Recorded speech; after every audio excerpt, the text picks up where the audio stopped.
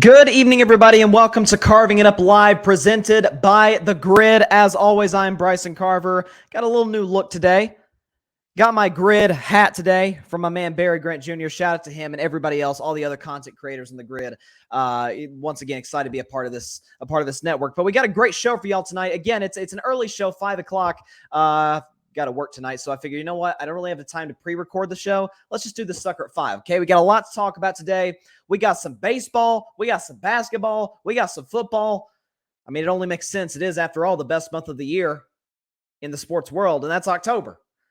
We got our first full month of the NFL season, second full month of the college football season. NBA starts this month. MLB playoffs, which I'm going to predict, at least the wild card round later in the show, start tomorrow. We got the wild card round as opposed to the games. New playoff format this year. With 6 teams making it with the American League and the National League. Also, going to talk some Deebo Samuel, so San Francisco 49ers beating the dog crap out of the Los Angeles Rams on Monday Night Football. I'll tell you why I am a little bit concerned about the Rams, but I do believe they can turn it around, and why the 49ers just might be the best team in the NFC. At least maybe along with the Philadelphia Eagles. I'll also talk about Aaron Judge hitting home run number 62, now the all-time American League record, the all-time Yankee record. I'll talk about that in its historical context. At the end of the show, I will predict tonight's boringly interesting matchup, if that's any way to put a Thursday night game, between the Indianapolis Colts and the Denver Broncos. So let's get to it. Let's start the show with my team. In case I forgot to tell you, I don't remember if I did or not, but I forgot to mention that my Warriors are the 2022 NBA champions, just in case I forgot to tell you guys. But a little drama, as is typical of people to create sometimes, surrounding the Warriors. According to numerous sources, starting with Shams Charania of The Athletic, great insider, Golden State Warriors all-star Draymond Green threw a punch at teammate Jordan Poole at practice on Wednesday. The two players had been verbally sparring prior to some pushing, which escalated when Green took a swing and made contact with Poole, sources said. Poole was not hurt by the punch and completed his workout before leaving the practice floor on Wednesday, sources said. Now, a few minutes before the show started, Bob Myers, the general manager, did a press conference, as did Steve Kerr. And Bob Myers basically said that Draymond has apologized to the team. The Warriors are going to discipline him in-house. He's not going to miss any regular season games. Looks like he's just going to probably be suspended for a couple practices. Steve Kerr said he expects Draymond to be back by Saturday. And, of course, they have a preseason game against the Lakers on Sunday. Here's what I'll say about this. This incident, whatever you want to call it, kind of in a weird way, signifies exactly what I have always said on this show about my man Draymond Green. I've said it over and over. I'll say it again. Without Draymond Green, there are championships in Golden State. There is no dynasty without that guy. I don't know all the facts about what caused this. Somebody asked Bob Myers, does this have anything to do with contract negotiation? And Bob was like, no, this doesn't have anything to do with that. Because for those of you that don't know, Draymond Green and Jordan Poole and Andrew Wiggins, by the way, are all in the last year of their deal. Now, Draymond has a player option for next season. There's a good chance he's going to decline it and hit free agency, and we'll see what happens with that. So this is a big season for the Warriors, and 2023 is going to be a huge summer for the Warriors as far as how many of those guys they can retain and what price it will take to keep them in-house. But this is why I love Draymond Green. Do I love that he punched Jordan Poole? No, of course I don't love that he punched his teammate. But this is who he is. And for anybody out there who's like, oh man, Draymond got to calm down. I literally said this after Game 3 of the finals. Remember, Draymond was getting into it with Celtics players, with the fans. Remember their chant? They were doing the FU Draymond chants. He was getting into it with the refs, with the Celtics bench. It seemed like he was getting into it with everybody except for his own bench. It was like Draymond versus everybody except for the Warriors bench. He was getting into it with everybody. And people are like, man, Draymond got to calm down. He's going to get himself tossed. I said, so you want me to suppress what makes Draymond great? The edge that he gives this Warriors team in practice, like this case, being the bad cop so that Steph Curry doesn't have to be? Part of what makes the Warriors great is everything you need. Forget on the basketball court. We've seen some talented teams not win a single championship. Off the court, the intangibles, the leadership that you need, right? We know Steph is a leader, right? He's one of the leaders of the team. He's the good cop, right? I mean, he gets into some players sometimes. I remember a game against the Clippers a few years ago where he did that. But all in all, he's a pretty chill guy. He's the sort of lead by example type of guy. Okay, Andre Iguodala is also a leader, but he's like the elder statesman. He's almost like, guys look up to Andre Iguodala because he's had the successful off-the-court career, on the court, finals MVP, all that. They look up to Andre Iguodala. Draymond Green's sort of a different story. He's there to hold guys in check. Okay? Someone posted a video. I think it might have been Anthony Slater, who's a reporter for the Warriors. I can't remember if it was him or somebody else, but I saw a video from last season. It was like early in the season, like a game in November, when Draymond Green and Jordan Poole were going face-to-face, chest-to-chest, and then moved on as if nothing happened. Like, that's just what happens. We know about training camp, mostly in football, but it's also the case sometimes in basketball. Tensions flare. Guys are competitive. They just won a championship, and that sort of leads me to my next point.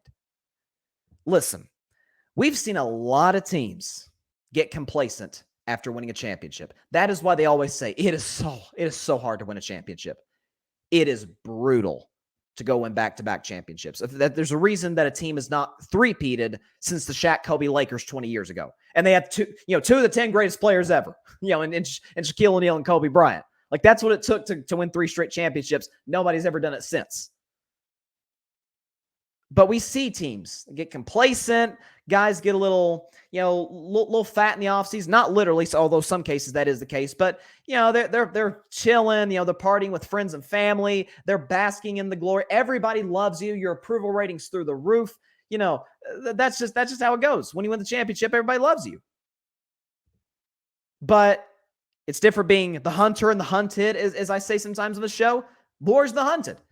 For the other 29 teams in the NBA, whenever they play the Warriors this season, all right, we're going to circle that game. That's our measuring stick game because they just won the championship. That is what makes Draymond Green so valuable to this team. Draymond Green, because remember there's this thing about Draymond wanting a max contract. That there was that story a couple months ago about how Draymond Green was wanting a max contract from the Warriors. A lot of people laughed. With the other 29 teams in the NBA, I'd be laughing with you too. Draymond Green does not hold the value to the Washington Wizards or to the Phoenix Suns that he does to the Warriors because of how they play, because of this unbelievable chemistry. I mean, it's like him and Steph know exactly what they're doing, exactly what they're thinking without even saying a word. They just got to make eye contact. They know what's going on. The dribble handoff move that Draymond has perfected to get himself some easy shots at the rim. Draymond is not valuable to the other teams in the NBA. Golden State is not the same franchise without him. Not team, franchise.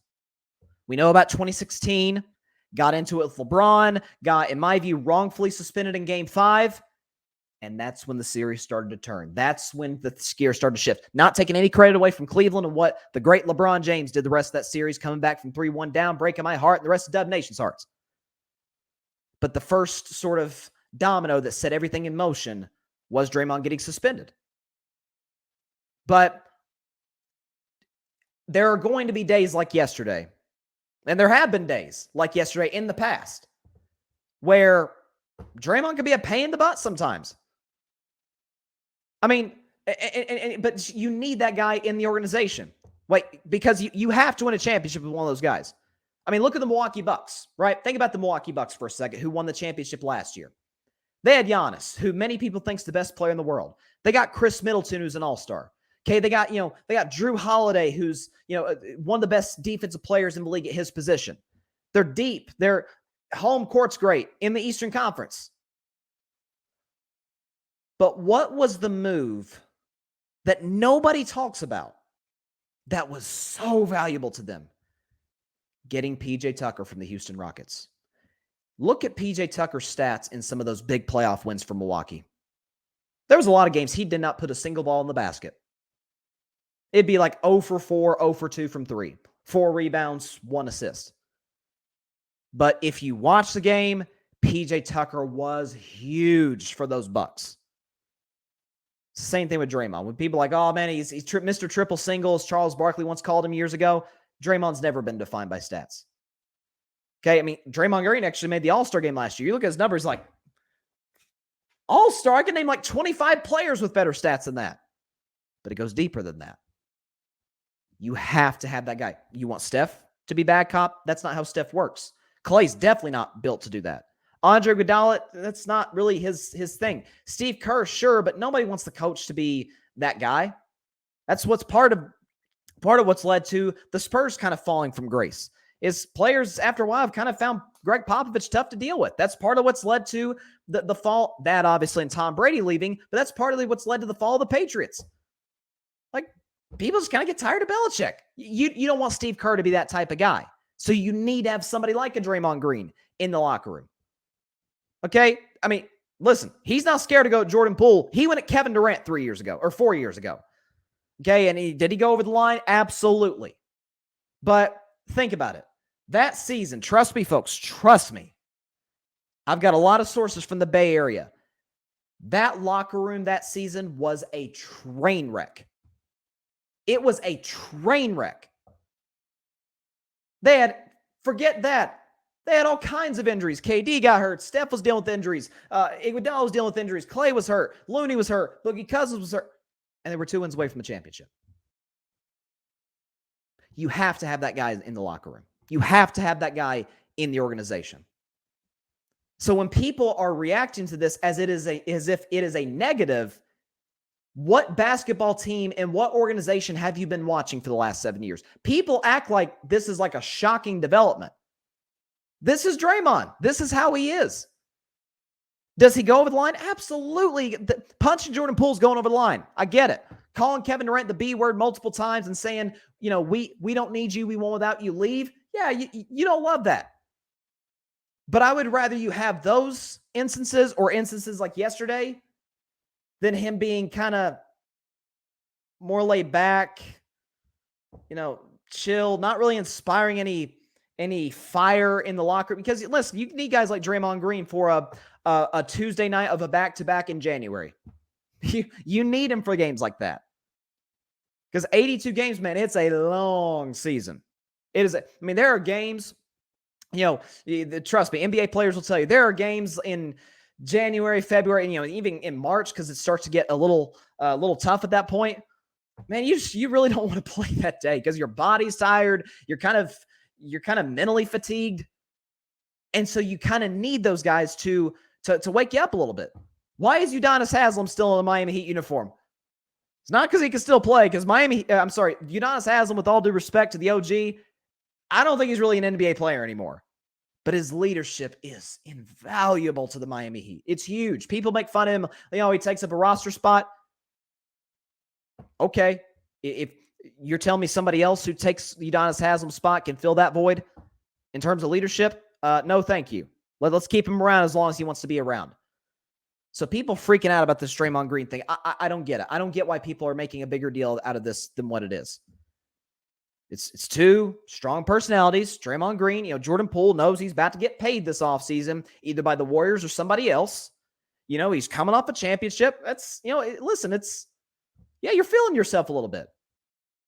Was it a situation of maybe Draymond putting him in his place? Because Steve Kerr disputed a report that Jordan Poole's kind of being a little difficult during training camp. I'll side with the head coach on this one because there was a report about Jonathan Kuminga, that being the same thing. Ended up not being true.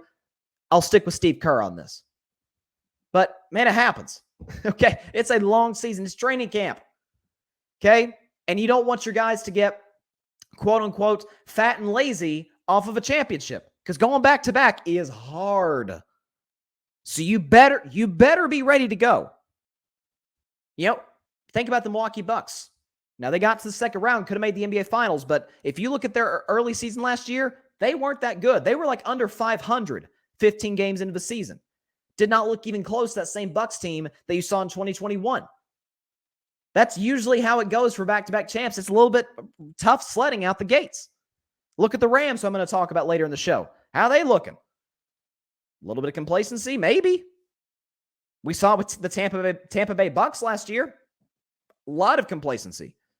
Like, you got to have guys ready to go because, again, winning one's hard. Winning two is it's not twice as hard. It's like 5 times harder. That's why not that many teams have done it. So, and Draymond's done it before. Steph, Clay, Andre, Looney, they've done it before. Got to have the guys, the younger guys, ready to be like, it was hard last year, but you got no clue what it's like going back to back. So, do I like Draymond Green punching Jordan Poole? No, of course I don't. But I would rather Draymond have the occasional instance like that than to suppress what makes him great, which is his emotion. Does it get him in trouble sometimes? Of course it does. But more times than not, it ends up helping the Warriors, being to their benefit. So let's stop overreacting to stuff that we really don't need to overreact to. So this says, let's see, this is from Anthony Slater. Draymond Green apologized to the team for an altercation with teammate Jordan Poole that occurred during practice yesterday. Bob Myers, the general manager of the Warriors, said, quote, "It's the NBA, it's professional sports. These things happen." That's it. These things happen. And if there's not fights going on in your team's training camp, your team's probably going to suck, to be honest with you. The Celtics got Marcus Smart. The Sixers now have PJ Tucker. You got to have these guys. Miami, even though he doesn't play, they have Udonis Haslam, and they have Jimmy Butler to kind of getting guys behind sometimes. You got to have those guys. Let's see. Memphis has what's his name? Dylan Brooks, who I've read reports, he's kind of like that sometimes in practice. If your team's not fighting, and I think Draymond might have said this a few years ago because there was a thing with the Celtics with Marcus Smart. He's like, if your team's not having any fight during the regular season, something's up. Something is wrong with your team because that means they don't care. That means they don't give a crap about what they're doing. So let's chill out about this. But it's interesting. I'm telling you, when you look at the odds and you look at what all these quote-unquote experts are saying about my Warriors, and I've done numerous segments on it in the show, it feels like we're kind of back in that underdog role again, just like we were last year, except we just got an extra ring. Now, the NBA season actually tips off. Today's the 6th, so 12 days from now. So I can't wait for that ring ceremony. Get to beat the Lakers on opening night. It's going to be a good day. It's going to be a good day in the Bay Area. It's going to be fun. And I'll, at some point, I'll record it, and then I'll have it air that day, my NBA preseason prediction show. Did one last year with my man John Rivera. Shout out to him, Fan Perspective Podcast. Did one with him last year, so hope to do a show like that this year. See who I can get on. But moving on to Major League Baseball, I don't talk a lot of MLB regular season. Follow it like crazy, right? I'm a Red Sox fan till the day I die. Listen, kind of was an empty feeling the last few days sweeping the Rays, who are in the playoffs, but that sweep meant nothing. It got us to 76 wins, which is 5 games under 500. But it's going to be a big offseason for my Red Sox. Can you retain JD Martinez, Rafi Devers, Nate Eovaldi? Like, this is a big, big offseason for my Red Sox. I appreciate it. Yeah, Barry Grant Jr. in the comments. He said a nothing story blown up. Thank you. Like, people overreact. Like, to me, the only reason it's being blown up is because it's Draymond Green. If this happened let me think of a team. If this happened with the New Orleans Pelicans, nobody care. Come on. It's not even, it's like the last topic on debate shows that you see, First Take and Undisputed and all these shows. It's like the last segment of the show. Nobody's talking about it. But Draymond's history, Draymond's reputation, people like to make more of it than what it is. But, the media goes.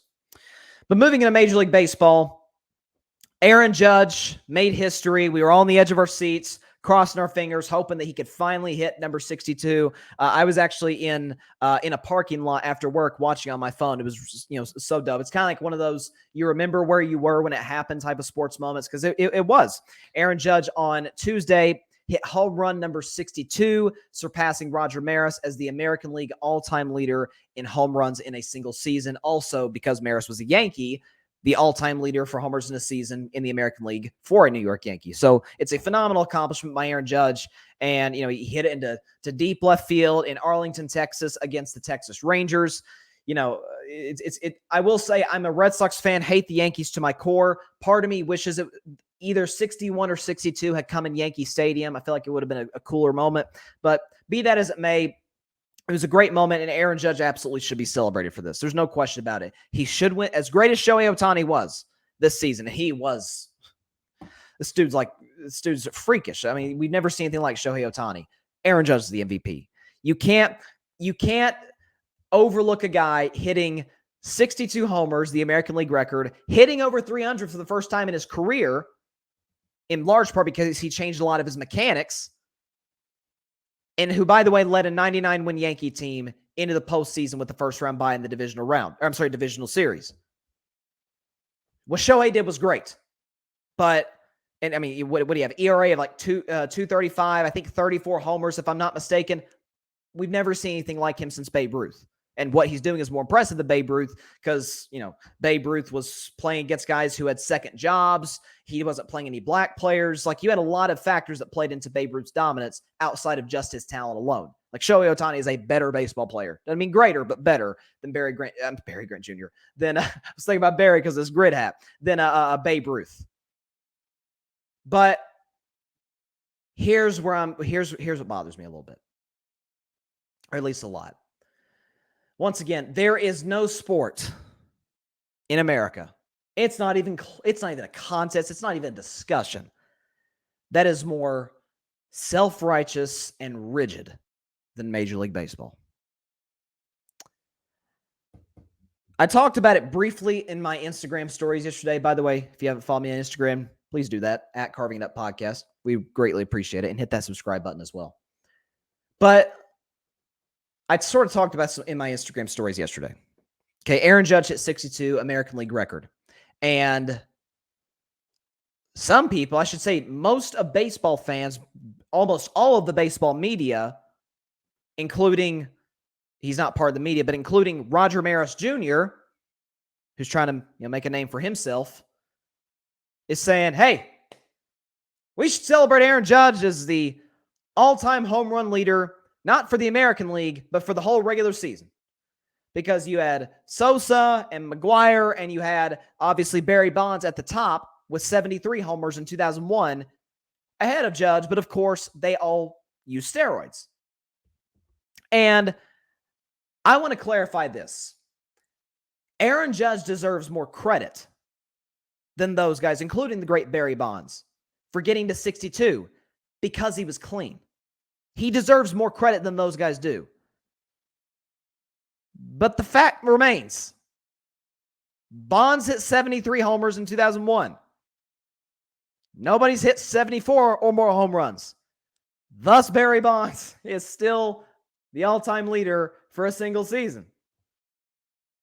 If you want to put asterisks next to it, hey, man, knock yourself out. Knock yourself out.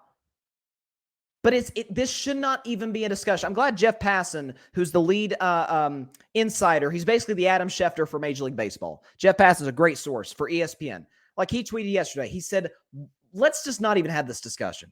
Bonds is the all-time single-season leader. When somebody hits 74, we are going to give them their due share.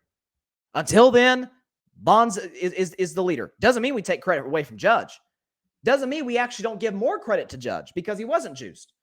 But are we just going to ignore the fact that Bonds was going against other juiced players?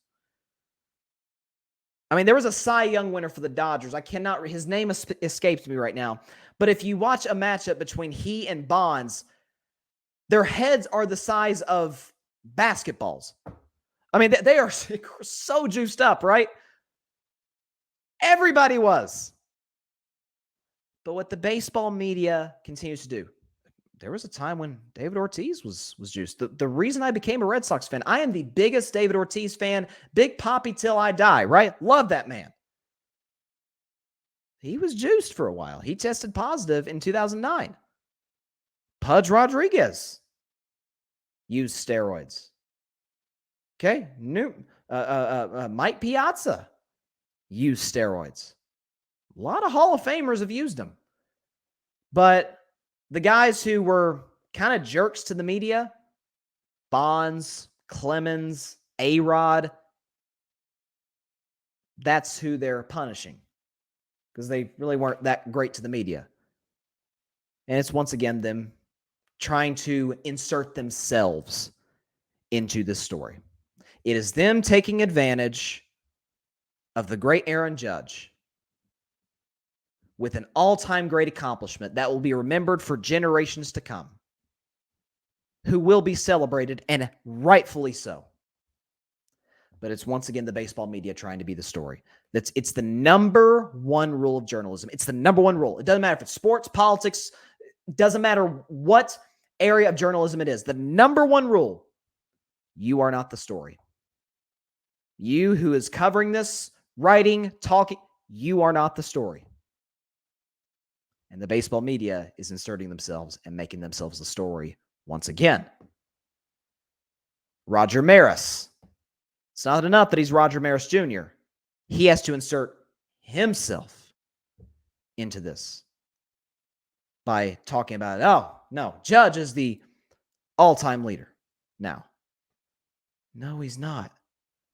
Okay, facts are facts. Bonds hit 73. Would he have hit 73 without the steroids? I'm like 99% sure he wouldn't have. 99% sure. I mean, it is Barry Bonds we're talking about, so, not ruling anything out.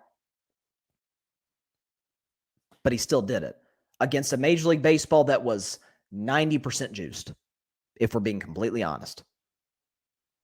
And so I hate that they did. And again, we choose our anger for Major League Baseball. We choose our anger. So what is worse? Because here's what Major League Baseball does more than the NFL. The NFL's done it with a couple of players, T.O. being one of them. And definitely it's not the NBA Hall of Fame, it's the Naismith Memorial Basketball Hall of Fame. So it's NBA, WNBA, around the world, like at college, like it's just all the great basketball players and coaches go in all at once. There's no Pro Basketball Hall of Fame.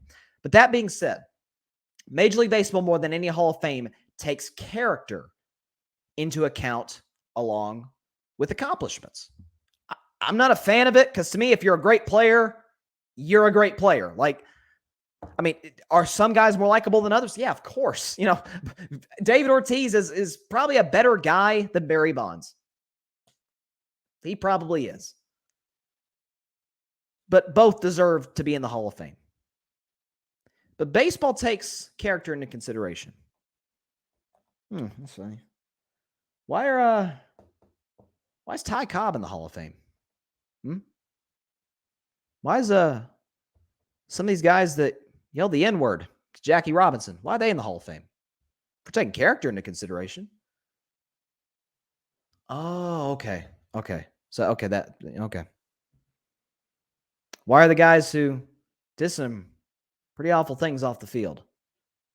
Won't name anybody. Why are they in the Hall of Fame? But we're going to take some of these other guys out. It's ridiculous.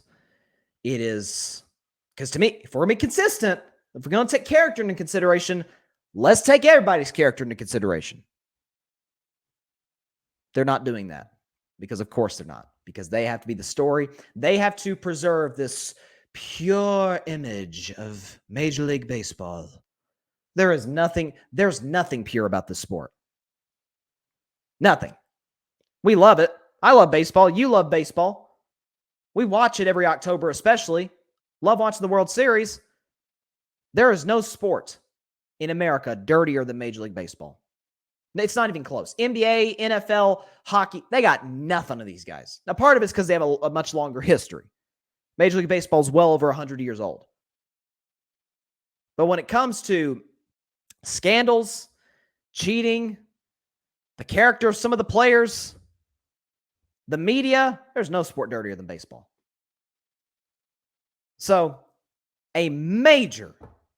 let's not let this take away. Aaron Judge hit 62 homers in a season. That's the American League record. Let's call it what it is. It is an all-time great accomplishment. By also something else about Aaron Judge, a good guy. Aaron Judge is a good guy. He's a family man, does some great stuff off the field. He's just a good guy. Handles the media well, and the New York media, we know is no joke. Like, you have to have the personality of an Aaron Judge or a Derek Jeter to handle the New York media. It's tough, and he does it perfectly. Stop making this Stop Roger Maris Jr., old school baseball media, bringing Bonds into this. Bringing McGuire and Sosa into this. This is about Aaron Judge. Let him have his moment. Stop making it about you and what you deem is great or what you deem should or shouldn't be about Major League Baseball. That's the problem. Because you're such a buzzkill, you're turning off a lot of people to this great sport, to this great league. Just shut up. You're ruining or you're trying to taint a great all-time moment for a guy who has a chance to be an all-time great player, who's going to win the MVP this year in all likelihood, who could win the World Series this year. Stop trying to taint this. Okay, you're making yourself look foolish again. But why are we shocked? Barry Grant Jr. Roger Maris Jr. is an idiot. And he was, by the way, Barry's Dummy of the Week the other day, and rightfully so. And Barry says, only thing it compares is international soccer. There you go. Yeah. International soccer is pretty corrupt. But here in America, man, these other leagues ain't got nothing on Major League Baseball as far as its corrupt history, if we can put it that way. But with all that being said, shout out to Aaron Judge. Congrats on 62 homers. Remember, what was his name? Why am I forgetting his name now? Oh my gosh. Actor, Clippers fan. Oh my gosh, it's driving me crazy now. It is driving me crazy. What the heck is that guy's name? Billy Crystal. Billy Crystal. That's who it was. Billy Crystal. I can't believe his name escaped me. Who's a huge Yankees fan. Remember, years ago, he made the movie 61 about Roger Maris breaking that record. So, hey, will there be a movie called 62 made about Aaron Judge? Hey, I'm for it. I'm trying to think of the actor. Like if let's say they made a movie today, what actor would play Aaron Judge? It'd have to be a large guy. I mean, Aaron Judge is 6'7", 280. So you'd have to get a pretty large dude to do that. But this is something that is going to be remembered for a very, very long time. And the fact that it came in a contract year, the fact that this man bet on himself, said no to the offer that the Yankees put on the table, said, nah, I'm worth more than that. You're disrespecting me with this. And then goes out and hits 62 homers, the all-time American League record. Oh, come on. Like it doesn't get better than that. So, man, this just goes to show you props to betting on yourself. Barry asks, is 10 years, $415 too much for Judge? Yes, it is. Yes, it is. Now, I don't care what the Yankees pay him in terms of annual salary. I don't care what. Listen, annual salary, pay him $50 million if you want to. There's no salary cap in baseball, and God knows the Yankees got the money to do it. But Aaron Judge is 30. If he was 25, absolutely give it. Heck, I think if he's 27, 10 years, $415 is perfectly justified. But God, you're going to 40. But then again, if that's the only offer he'll take, you got to pay him. You got to pay him. I mean, you can't let this guy go out the back door, right? You developed him in your farm system. This wasn't the typical Yankee free agent who comes in, they paid for him like a guy like Giancarlo Stanton, who I think Stanton hit 59 homers, if I'm not mistaken, in 2017, and the Yankees signed him the following winter during free agency. But Aaron Judge hit 179 when he first got called up in 2016. But then, of course, he hits the 50-plus bombs in 2017, wins the Rookie of the Year, comes in second for AL MVP behind Jose Altuve. And he's had some injury-riddled years in between, but for him to come out of this contract negotiation process with 62 bombs and once again leading his team back to the postseason, man, good for him. Good for him. Whatever he gets, he deserves every penny. Absolutely. Yankees are kicking themselves right now. Again, there's no salary cap in baseball, but the Yankees are kicking themselves right now for not giving him what he was asking for during spring training. So it's gonna be interesting. And a lot of people thought he was crazy. Like a lot of the media and even some fans were like, "Man, what's this guy doing?" He's had some injuries. Like, you got to take this long-term deal. Now, and it was risky, but he's sitting pretty now. So good for Aaron Judge. Great player, great guy. Props to him on breaking this record, and props to him for the money he's about to get this offseason. Just as long as he doesn't come out this with the ring, I'm good. Because I may love and respect Aaron Judge. That still don't mean I don't hate the Yankees any less. That don't mean I really, really hope the Yankees don't win a World Series, and that me as a Red Sox fan can continue to gloat that in basically a 20-year span, they have one title to our 4. But hey, it is what it is. Moving on now to the NFL. We've got NBA, Major League Baseball, NFL. That's how you know it's October. That's how you know it is October. It's like waking up on Christmas morning. You go downstairs, you open your presents under the tree, and you get everything that was on your wish list. Like that's what it feels like, because you get everything. We get everything. All the sports. It's awesome. But last game of week 4, NFC West matchup, what has become a very intriguing and ironically one-sided rivalry. That being the Los Angeles Rams, the defending Super Bowl champion Los Angeles Rams, and the San Francisco 49ers. And of course, the Niners won that game by a final score of 24-9 over the Rams. And that is now 7 straight wins for San Francisco over the Rams in the regular season. And I picked the 49ers to win this game in part because of that streak, but also something that's a little concerning with the Rams. And fortunately for them, they got to avoid, for the most part, in the playoffs outside of San Francisco, who they survived by the skin of their teeth. They're a little bit like the Green Bay Packers in that they struggle a little bit against physical teams. And that's why I'm a little concerned about them on Sunday facing the Cowboys. They're 5.5-point favorites, which most people are taking Cowboys in the points, which I get. Okay, the Rams offensive line they're on their 3rd string center now.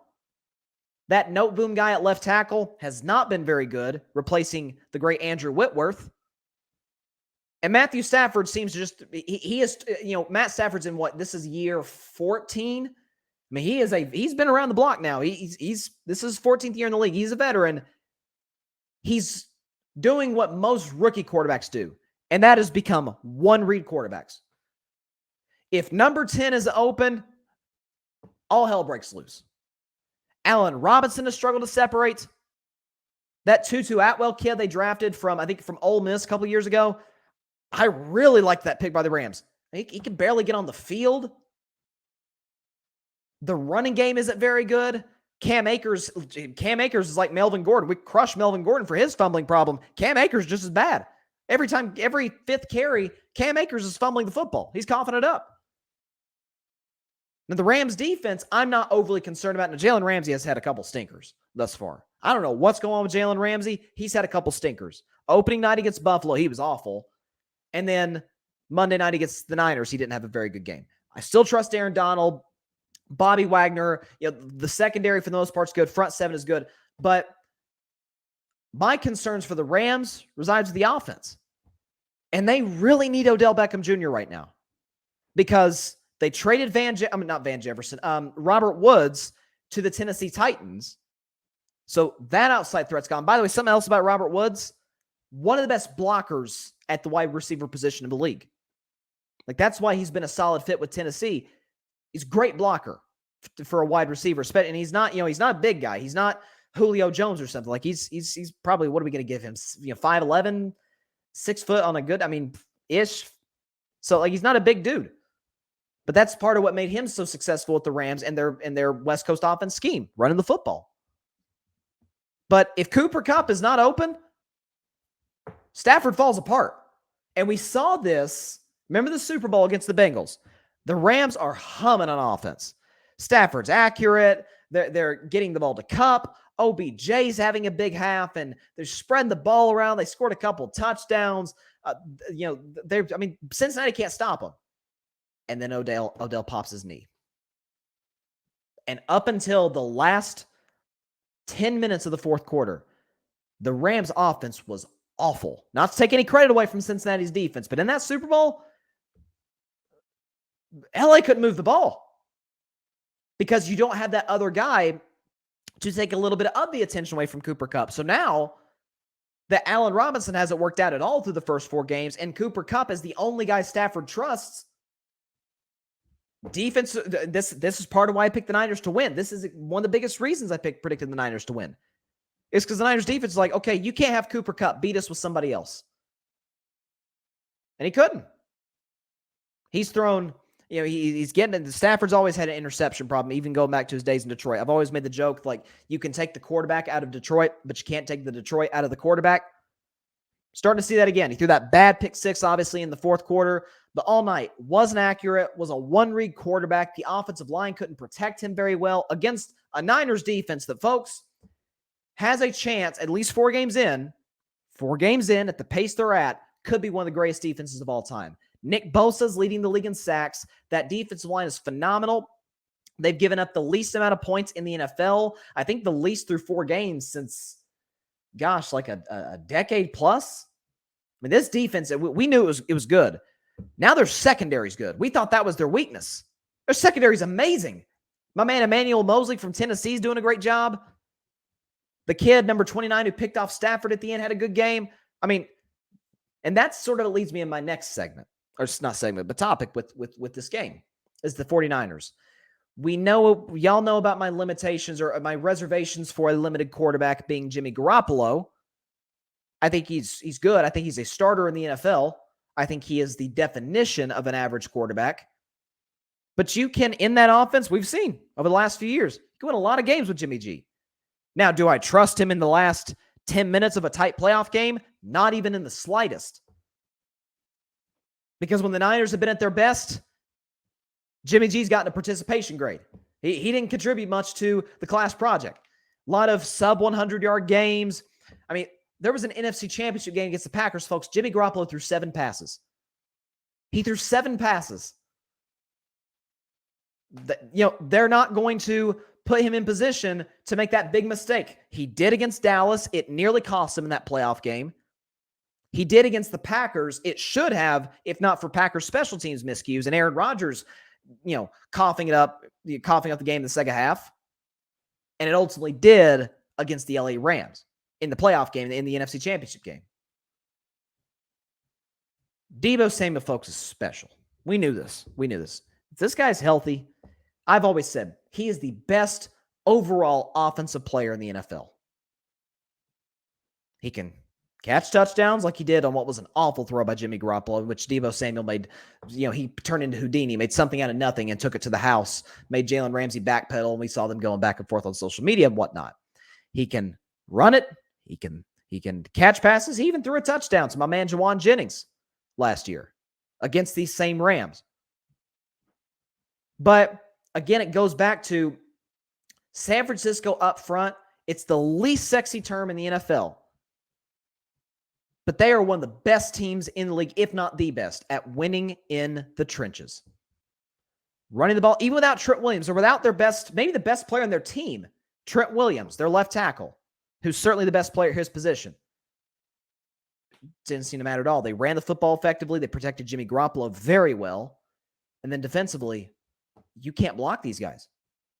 It's partly because Nick Bosa takes so much attention on one side. Now the other guys get to eat. They get to feast. So this is going to be, to me, it is, I mean, you like what you're seeing from Tampa right now?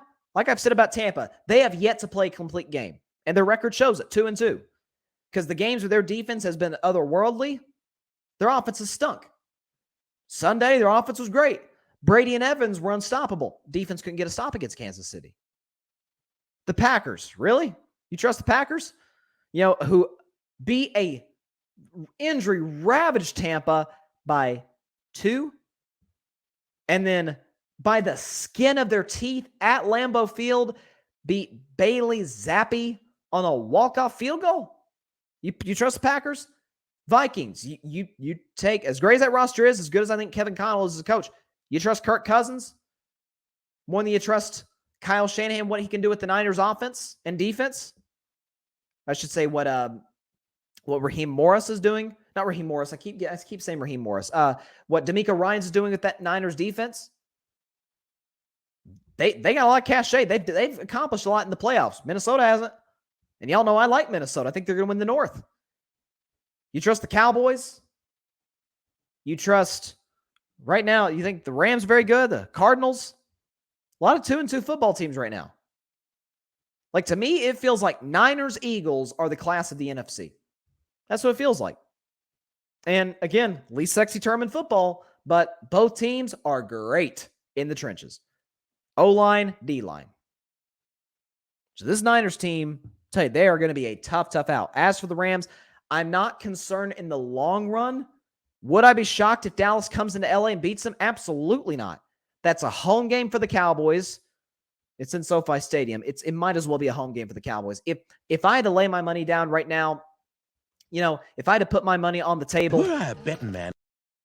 You're a betting man. I put my money down that the Cowboys have more fans in LA than the Rams do. I bet every dollar I got. Like, every time the Cowboys come to SoFi, it sounds like a home game. So you're going to have the home field advantage. You're going to have, the Cowboys are leading the NFL in sacks. The Rams have one of the worst offensive lines in the conference. That's not a very good combination if you're Matthew Stafford, okay? So you're going to have that aspect of it. The thing is, for the Cowboys, is Cooper Rush, don't screw it up. And through 4 games to start his career, he hasn't. But he is a backup, and those games come for backups. So that's going to be a very intriguing game to watch on Sunday. A couple of comments here. John says, early show. Yeah. Start the show at 5 o'clock because I got work later tonight. I'm a ref, guys. I'm reffing flag football games. I've only thrown one flag thus far through 4 games. I hope through 4 games. How many games have I done? 7? I don't know. I've done a little less than 10 games, so hopefully it goes pretty successfully. But listen, that Niners defensive line is just dominant. It is fun to watch. It is fun to occasionally watch a great defense. I don't like watching defensive struggles for example, a game involving the 49ers. The Niners-Broncos game, it was awful. I mean, the score indicated it was a bad football game. It was 11-10, okay? But I like watching a great defense dominate. And that's what the Niners did on Monday.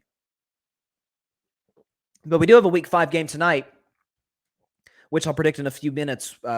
Just talked about the Broncos. They're going to be facing the Indianapolis Colts at home tonight. Colts are without Jonathan Taylor. Broncos, I've said in the show, unless something changes drastically in the next 2 weeks, the Broncos need to go ahead and fire Nathaniel Hackett. He is, in my mind, the worst coach in the NFL. He appears over his head, clueless. Play calling is, although, and I'll sort of talk about this when I predict the game, Hackett deserves the most blame, in part because the Broncos have a top 5 defense. But one of my favorite players in the NFL, I think you guys can guess who that is. He deserves some of the blame too. And I'll sort of touch on that later. But the time has come, folks. Part of what makes October great is we get Major League Baseball at the highest of levels with the most tension, stress. The games are longer. It's much more of a strategical war between the managers. It's, animosity in the stands. It's these great, iconic ballparks, Dodger Stadium, and even in some cases, the new Yankee Stadium. And I feel like St. Louis has become somewhat of a iconic ballpark in recent years. And of course, John has to say, let's go Yankees. But listen, man, I can't hate. He's just loving his team. Listen, I'll go along with it now until you guys get bounced in the playoffs. But anyways, baseball postseason is here. And rather than 5 teams, which was the old format, where you had 3 teams, the division winners automatically advancing to the division series, in this case, you got 2 teams that get the first round bye automatically to the division series, the number 1 and number 2 seeds. Then you got the 4 seed playing the 5 seed and 3 playing the 6 seed. You get 6 teams per league 12 teams in the playoffs as opposed to last year and in years past having 10 in the previous format. We got 12 now. So, hey, the more the merrier, I guess. The NFL kind of did the same by having 14 teams as opposed to 12. So we'll see how this new format goes. I'm pretty optimistic about it. I like it. But let's start. Let's go and start. I'm going to make my wild card predictions. And just a disclaimer, I don't think my predictions last year could have possibly been any worse. I predicted the 2 wild card games correctly. I had my Red Sox, hey, John, beating the Yankees. And hey, Mike Guido, by the way, as well. Big Yankees fan himself. Co-founder of the Grid along with Barry. But I had my Red Sox beating the Yankees, of course, which we did convincingly. And I have the Dodgers beating the Cardinals in the wild card game, which they did on a walk-off bomb by Chris Taylor. After that, and I'm not kidding, you can check the tape if you want to put yourself through misery. I predicted 1 series correctly the rest of the playoffs. I'm not kidding. I predicted Dodgers over Giants in the division series. That was all I got right. Everything else, nope. I predicted against the team that ended up winning the World Series in every single round.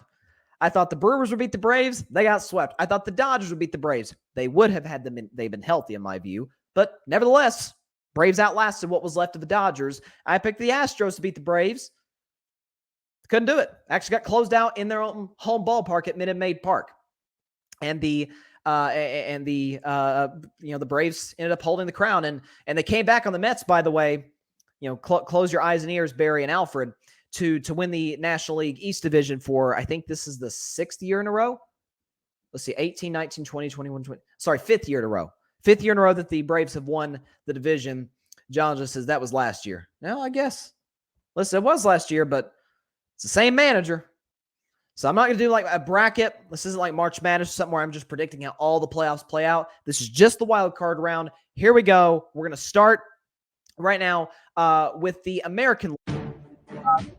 Taking on the Cleveland Guardians, the first season for the Cleveland baseball team as the Guardians, and it was a great season for them. They won the American League Central when I thought this was the White Sox division to lose. And by the way, I've been critical of Tony La Russa. I stand by the comments I've made in terms of his rigidity as a manager, which I'm not a fan of, but he's dealing with some health problems as of late, so wish him nothing but the best. He actually stepped down as the White Sox manager recently, so we wish him nothing but the best in that regard health-wise. But the Guardians outlasted the White Sox, who we all thought were the favorites to win the division after the season they had a year ago with all that young talent. And then some even thought maybe the Twins could be a dark horse to win that division. They started out pretty good, adding some of the free agents they added, Carlos Correa being the most notable.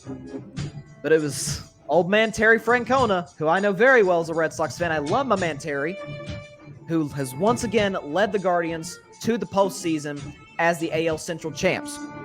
Okay, as for Tampa, Kevin Cash, who's a tremendous manager, has once again led the race to the playoffs now for the 4th consecutive season. We all know 2020 made the World Series. In 2021, last year, they won over 100 games before my Red Sox bounced them on back-to-back walk-offs at Fenway. But this is an interesting one because it is going to be everything the postseason is about, and that is pitching and strategy. Here's what separates it. Cleveland has a better rotation than the Rays do.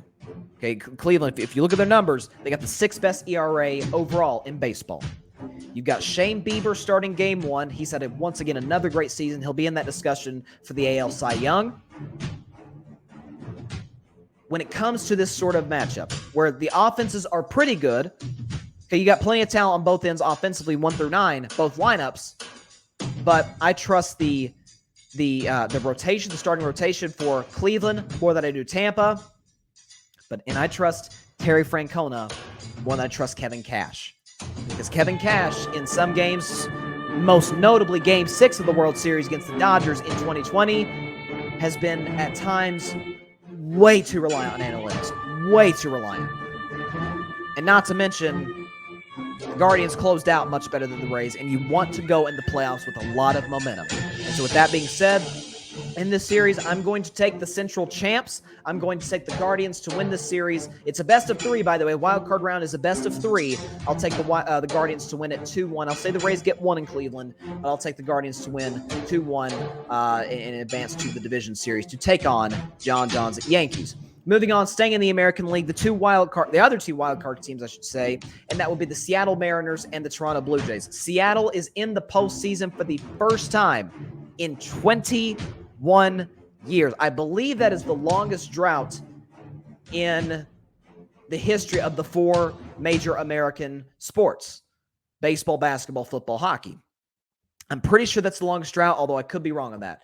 I mean, Seattle fans have been through a lot. They've seen a lot of bad baseball in the last 2 decades. They've seen some teams that came close, couldn't quite get there. Last year, they were on the brink, but ultimately my Red Sox and the Yankees edged them out to get into the postseason last year. They started this season a little rough, under 500. But going into the All-Star break, I believe they won 14 consecutive games, vaulted themselves back into that discussion to be in the wild card round, at which they are. I have said for about a month that the Astros, to me, are the clear favorites to come out of the American League.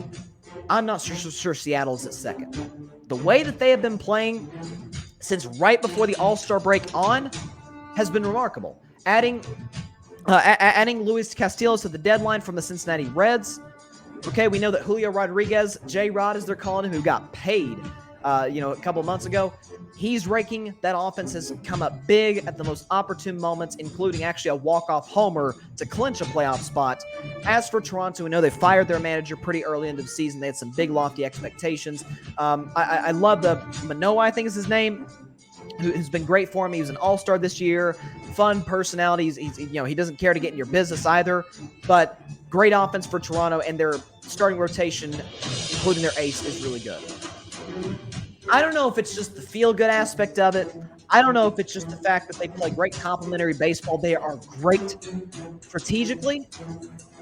I'm going to say it. Seattle Mariners advance to the division series over the Toronto Blue Jays. I think it does go to that decisive Game 3 in Toronto. But on the road, give me the Seattle Mariners, the 90-win Mariners of the 92-win Toronto Blue Jays to advance to the division series. I'm telling you, Seattle is a problem. I'll give Toronto 1, but ultimately, again, this postseason is all about strategy. I trust the Seattle Mariners in that regard because they've been so great in close games this year as opposed to the Blue Jays. The Blue Jays are like the Buffalo Bills in some way. They can knock you out quick. Ask my Red Sox. We gave up 28 runs on them. In the close ones, they haven't been quite as good as Seattle has been. Moving now to the National League. Okay, you got the 6th seed Philadelphia Phillies, who are in the playoffs for the first time since 2011, taking on the St. Louis Cardinals. Of course, the big story this year for the Cardinals being that Albert Pujols, Yadier Molina, and Adam Wainwright, all 3 in their final season, all 3 Cardinals legends. Of course, Pujols, without question, is going to be a first-ballot Hall of Famer. Probably going to be the case with Molina as well. We'll see with Wainwright. Here's what's fascinating about this series, because I kind of went back and forth on this. This is the rare 3-6 matchup where the 6 absolutely has a chance to win. Okay, when you look at Aaron Nola, Zach Wheeler, what they have done this season for that starting rotation has been outstanding. Ever since, a little bit like the Blue Jays in some ways, ever since they fired Joe Girardi, who I have great respect for as a manager, but it was the right move to make, clearly, because they got rolling after they fired him. Kyle Schwarber has been, awesome this year. He's been overshadowed because Aaron Judge hit 62 homers. He came in second with, I forgot what he finished with. It was over 40. I think it was 42-ish, 43. He was great this year. Okay, Bryce Harper, who's dealt with some injuries, last year's MVP. But if you look at the other side with the St. Louis Cardinals, again, similar to the Seattle Mariners, they've been good at close games. And again, strategy-wise, pitching, opportune at-bats. I trust Nolan Arenado. I trust Paul Goldschmidt, who's always been good in the playoffs. And I'm going to say it. I trust the legend. Albert Pujols is going to get a key hit in this series. Whether it's Game 2, whether it's Game 3, if it goes that far, and the home field advantage of St. Louis, folks, is a real thing. I feel like a lot of the guys in Philadelphia, Bryce Harper hasn't been in the playoffs in how long? It's been, 4 years. I don't think Philadelphia made it in 2020 when it was an expanded playoff field. I could be wrong about that. Actually, I know I'm not wrong with that because he was on the Phillies. They haven't been in 11 years. So a lot of guys in Philadelphia have yet to go to the postseason. As opposed to the Cardinals, they've got nothing but experience. Arenado's been, Goldschmidt's been, obviously Wainwright and Pujols and Molina have been. The experience wins out, strategy wins out, home field advantage wins out. Give me the Cardinals to beat the Phillies in what I think is a go-either-way series. Cardinals win in 3 games. Now the last series, the one that we didn't really think that we would get, what caught a lot of people off guard outside of the state of Georgia. You got the San Diego Padres taking on the New York Mets. Now, the Mets won 101 games this year, mostly on the backs of a drastically improved offense, led by the batting champion, Jeff McNeil and Francisco Lindor. And, of course, once again, what matters in baseball, pitching. They've got the best pitcher in baseball in Jacob deGrom and Max Scherzer, who once again possibly will be up for a Cy Young Award in the National League. He's got a few of those from Detroit and from Washington. He was great with the Dodgers in the time that he was there. And now he's with New York, and he's done a lot of damage. He's actually the game 1 starter against the Padres. The Padres, they shocked a lot of people. Fernando Tatis Jr. did not play a game. We know about the suspension. He won't play next year. So you have all of these components going into it. A lot of drama. We know Manny Machado and stuff. They added Juan Soto. And that they were already on a roll to begin with. Adding Juan Soto helped propel them into the postseason. They had to kind of hold off Philadelphia and Milwaukee for a while. They ended up clinching a playoff spot. The Padres have been we feel like the little brother to the Dodgers, and they've lost in the last 20-something games. They've lost almost every time to LA. They are absolutely the second fiddle in California when it comes to baseball. It might be the third fiddle just because Ohtani's so great and Trout's so great with the Angels. So this is their opportunity to prove themselves. This is their opportunity to go to Queens, New York, the biggest media market in the country, against the Mets, who have big, big expectations going into this postseason. This is their opportunity to make a statement. It's the Padres. Give me the Mets to win this series because they are better just about everywhere. Listen, Juan Soto's phenomenal. There's only so much that man can do. There's only so much Darvish can do.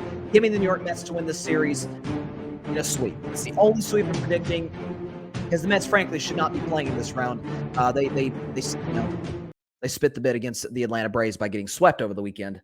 But hey, that's none of my business. I don't even know why I brought that up. Mets gonna be the Mets, man. That's what they do.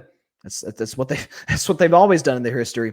But overall though, this is going to be. It was a great baseball regular season. I thought the All-Star game was excellent, being in LA with the Dodgers honoring Jackie Robinson. Of course, it was this year was the 75th anniversary of him breaking the color barrier in Major League Baseball in 1947. I remember Denzel went out there and paid tribute to him, which was really cool. You had, heck, there was a while we didn't even know if we get a 2022 season because of the lockout. Turns out it only got postponed for, if you look at the start of the season for when it was supposed to start, it only got postponed, I think, a week. They had to condense the games a little bit. Wasn't a whole lot of off days, a lot of double headers. But we've got to the end of the year, the World Series, the whole postseason as a whole is going to be a little later than usual. But we are in for a very, very exciting 2022 October in Major League Baseball, and I can't wait for it. Listen, man, as long as the Yankees don't win it, I'm happy. I predicted for the season, though. We are going to get a rematch of 2017 when the Astros robbed the Dodgers, because we all know about the trash cans and the cheating scandal. The Astros are head and shoulders the best team in the American League. Offense is outstanding. Pitching's outstanding. They got the great Dusty Baker, who, man, listen, the Astros winning, of course, nobody likes the Astros outside of Houston after what they did in 2017. But I think if they were to come out and win it all, to take that Commissioner's Trophy, if the Astros winning is the concept, or I'm sorry, if we have to see the Astros win a World Series just so Dusty Baker can get a ring finally, I'm all for it. I'd love to see Dusty get a ring. I mean, he's one of the great guys. He's one of the all-time great managers. I think he is the winningest manager in the history of baseball to have never won a World Series title. So it'd be just great to see, after all the work he's put in all these years, to finally see him come away with one. But the Astros, to me, are going to come out of the American League. Said that back in March. And I said the Dodgers, we're going to come out of the National League. Like, it's it feels like it's a Dodgers or the field right now in the National League. If you want to say the Braves are second fiddle, if you want to say the Mets are second fiddle, be my guest. But the fact that they lost Scherzer over the offseason, Walker Buehler during the season, and you've got the whole situation with, gosh, I forget his name now. Trevor, what's his name? The pitcher, I'm forgetting his name, who's got the whole domestic violence situation that's been dating back to last year. So he's gone. You got Clayton Kershaw, who's been Clayton Kershaw, who's been his typical great self. Julio Urias, who's been great. Gonsolin, who's been excellent. So this rotation and this bullpen has helped the Dodgers tremendously. Mookie Betts had another great year. Yeah, I'm a Mookie Betts guy. It still breaks my heart that he's not a Red Sox anymore. I wish to God he was still in Boston, but still love seeing him succeed in LA, and that lineup is crazy. Freddie Freeman almost won the batting title. He was probably the most impactful. He, along with Max Scherzer, were the most impactful free agent pickups this offseason. This Dodgers team is stacked, man. I mean, it's not like that's news to anybody, but they're just stacked. All right, we got a game tonight, though, between the Denver Broncos and the Indianapolis Colts. Just give me 2-3 minutes on this before I predict the game. This hurts my soul to say this. And I'm going to wait to make a final decision on this until after tonight's game. You guys know I think Nathaniel Hackett deserves the most blame for the Broncos' early season struggles. I think there's a doubt. You can tell when a coach is great and when a coach sucks pretty easily. The in-between guys are a little tougher. Nathaniel Hackett's a bad head coach. He's a bad head coach. He's not qualified to be in that position. But let's not take all the blame away from Russell Wilson. You guys know I've been a big Russell Wilson supporter. Love the guy. Phenomenal guy. He's got, Sierra and his kids, great family and all that. But when I talk about, especially at the end of the NBA season, when I get all up in arms about the MVP and how I think the media butchers it every year when it comes to defining what valuable means, I've always said there's a lot of different ways to look at valuable. To me, one of the most obvious is, what would the company, or in this case, the team, be without you? Okay, the Patriots without Tom Brady are below 500. They needed him. Whereas Tom's gone on and won a Super Bowl in Tampa and had all kinds of success. Seattle's 2-2. Denver's 2-2. Seattle's offense, more specifically Geno Smith, has looked significantly better. They just hung 48 on Detroit. Now, Detroit doesn't have a very good defense. We get that. But I don't know. Through 4 games, and it gets early. I'm not selling my Russell Wilson stock yet. But when you have some of his, outside of DK Metcalf, when you have some of his former teammates who still play for the Seahawks, when you have former teammates who don't play for the Seahawks, Richard Sherman, KJ Wright, taking shots at Russ, it's like on the day Eli Manning took a shot at Russ.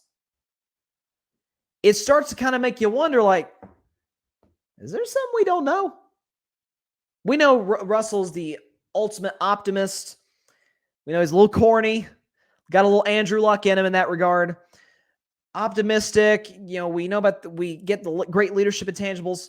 Something's missing. Not selling my Russell Wilson stock yet. Tonight's going to go a long way in determining that. But man, I am looking like an idiot for predicting the Broncos to win the Super Bowl before the season's kicked off. I am feeling really, really bad about that. But they do play a game tonight, so let's predict it. The Colts tonight at home.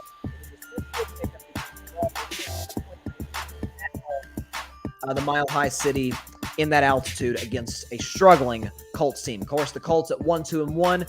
It's crazy to me. The only game where they have looked impressive came against the team that many is calling the best in the AFC, the Kansas City Chiefs.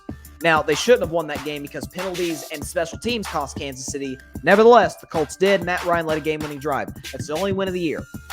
Jonathan Taylor, who was not playing well through the first month of the season, is now out due to injury. The defense has really struggled at times, and Matt Ryan is looking kind of old. We knew he's kind of the typical pocket passer, can move outside the pocket occasionally, but as he's gotten older, has sort of lost that ability. His arm doesn't blow you away. You're sort of seeing, it feels like we're starting to see Matt Ryan Father Time starting to catch up to him. But with that said, the Colts offensive line hasn't been as good as it needs to be. And the receivers, outside of what's his name, Pittman, haven't been very good either. I don't think this is a Frank Reich problem. I think this is the receiving core ain't that great, ain't as good as I thought it would be coming into the year. The defense hasn't been very good. Matt Ryan's not as good as we thought it'd be, and the offensive line is not as good as we thought it would be. So, but it's a month into the season. The Colts are kind of notorious for getting off to slow starts to the season, so they can very much turn around. Maybe they start that tonight. So they come into Denver, take on a Broncos team who's 2-2, should be 1-3, because they survived the Niners by the skin of their teeth. Russell, I thought, actually played pretty well against the Vegas Raiders this past Sunday, but the Broncos defense struggled to stop Josh Jacobs. Derek Carr had a big day, and again, strategically, situationally, the Broncos were absolutely awful. And that always, to me, points back to coaching. So I don't trust either team as far as I can throw them. I don't trust either team. But they say, I think Einstein said the definition of insanity is doing something over and over again and hoping for a different result. I'm insane. I'm picking the Broncos to win a very ugly game, 20-16. Their defense has been outstanding for the most part through the first 4 games. And ultimately, what it comes down to, I just kind of finished criticizing Russell Wilson there, but you asked me, do I trust Russell Wilson or Matt Ryan? I trust Russell with the better receiving core and the better offensive line, despite some of the limitations at head coach, than I do with Matt Ryan in Indianapolis. So it's all said and done. Give me the Broncos to win this game 20-16 over the Indianapolis Colts to start week 5. I cannot believe we're in week 5 of this season. It's early season. I tell you, when you're watching a lot of football, you're enjoying it, it flies by. But it's going to be it's a weird Thursday night game because of where the teams are at. I mean, it's a boringly fascinating game to watch. That's how I described it early in the show. I think that's what we're going to see tonight. So that's 5 straight games I've predicted the Broncos now. We'll see. And of course, tomorrow, I'll predict the rest of week 5 games, excluding the Monday night game, of course. So with that is all the time we have for today's show. Appreciate everybody stopping by as always. Thanks for catching us in that early time slot at 5 Eastern, 2 Pacific time, as opposed to 6 Eastern, 3 Pacific time, which is where you can catch the show tomorrow live, 6 p.m. Eastern, 3 p.m. Pacific time, Facebook Live, YouTube, Twitter. Also, if you're on YouTube, like, share, comment, and most importantly, take 2 seconds out of your day and hit that big red subscribe button. We'd appreciate it. It grows the channel exponentially. And also subscribe to the Grid Network on YouTube. That is the Grid Network, GRYD, the Grid Network. All of my shows on here, all the clips from the show are on the Grid. Clips from the other content creators, being Alfred with with his Jets podcast, which is outstanding. Shout out to Alfred, love what you're doing with the show, man. Barry's shows on there, All Even podcast. Ryan with Clutch Sports Talk. You got my man Patrick Brown with the Chaotic Sports podcast. I'm looking forward to hearing this one coming this Saturday. So a lot of great content on the Grid. We're building this network. Subscribe to it. And subscribe, of course, on all podcasting platforms, Apple Podcasts, Spotify, all over the place. So, enjoy your evening, everybody. Enjoy some football. Have a great evening. See y'all tomorrow. God bless you all. Peace out. Oh, and stay safe. I forgot to tell you that. Thanks so much for watching the show on YouTube. Be sure to click that big red subscribe button and go check out the other clips and full shows of Carving It Up Live. Have a blessed day.